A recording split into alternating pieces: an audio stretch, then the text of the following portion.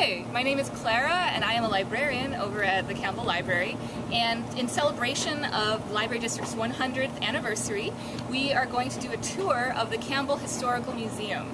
So let's go inside. We're inside the Campbell Historical Museum and I'd like to introduce you to Carrie. Would you like to introduce yourself? Sure. My name is Carrie Perkins. I'm the educator for the Campbell Historical Museum in Ainsley House. How long have you been working here? I have been working here for almost 11 years, since Wow. 2003, so I've seen a lot of changes. Yeah.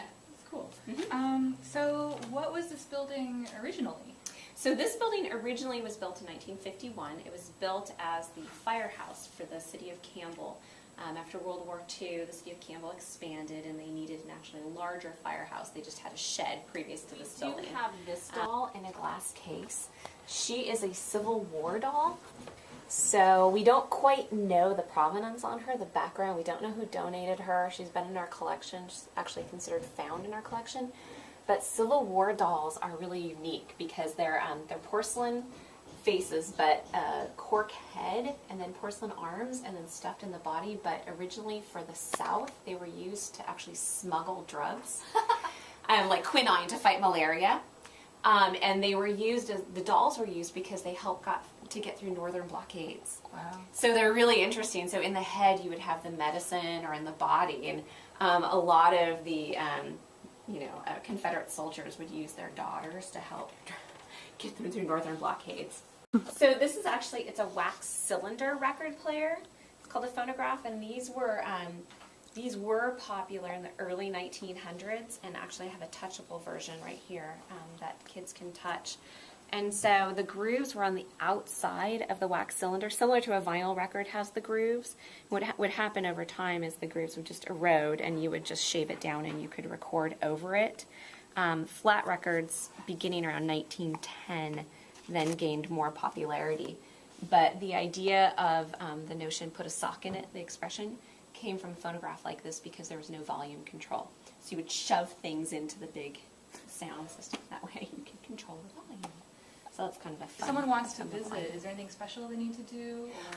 We are part of 2 museums, so a lot of times people come to visit this small historical museum, and then we'll also go visit the Ainsley House across the street. This museum is a self-guided museum, so we also call ourselves a hands-on museum. So when visitors come in, we do greet them, we show them a little video, which is the history of Campbell, to kind of help them familiarize with maybe the exhibits they're going to see, and then it really is a self-paced walk through with different podiums at each exhibit station where people can pick up and touch and really experience history and kind of get a different feel for being in a museum space. You could tell us a little bit about when the Ainsley House was built and who the Ainsleys were. Sure. So this house was built in 1925. It was actually built about a mile away where eBay is located now, on the corner of Hamilton and Bascom.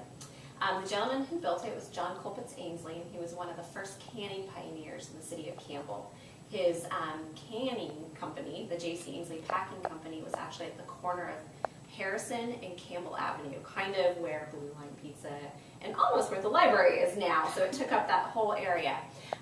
He made his fortune canning fruit, and he sold most of his canned fruit to England, so he was more popular in England than he was in the United States. Oh, interesting. And he had his canning company from 1893 to 1933.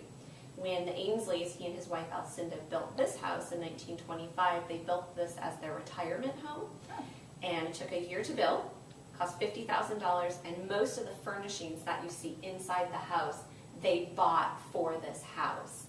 They lived in the house from 1925 to 1937, and then Mr. Ainsley passed away, and we opened as a museum in 1994, so the house has actually been a museum longer than it was lived in by the Ainsley family.